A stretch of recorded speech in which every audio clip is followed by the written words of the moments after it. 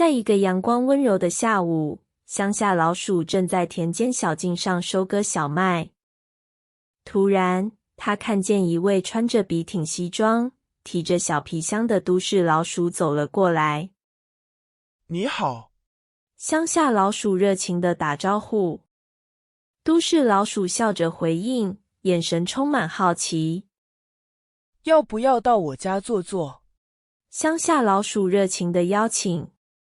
桌上只摆着黑面包。乡下老鼠笑着说：“这是刚出炉，最新鲜的。”都市老鼠礼貌地接过，尝了一口黑面包，微微点头，但心里觉得有些话想说。他的眼神闪过一丝迟疑。你应该跟我去巴黎。都市老鼠神采奕奕地说。他挥手描述着灯火闪烁的街道，香喷喷的甜点和热闹的歌剧院。乡下老鼠听得目瞪口呆，眼睛闪着光。夕阳西下，两只老鼠踏上前往巴黎的小径。都市老鼠兴奋地走在前头，指着远方闪烁的灯火。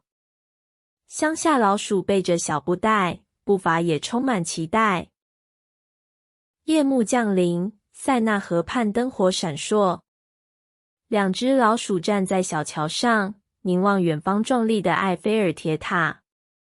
都市老鼠得意地说：“这就是巴黎。”乡下老鼠张大眼睛，震撼地说不出话来。巴黎豪宅的餐厅里，长桌上摆满了大块起司、葡萄、可颂、甜点塔。都市老鼠高举红酒杯，笑着对乡下老鼠说：“你看，这才叫生活。”乡下老鼠捧着小叉子，眼睛闪闪发亮，却又有点拘谨。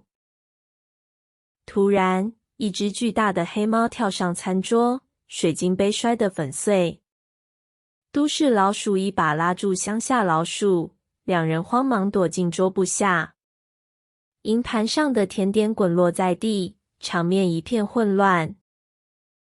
夜色下的小巷静悄悄，鹅卵石路面闪着微光。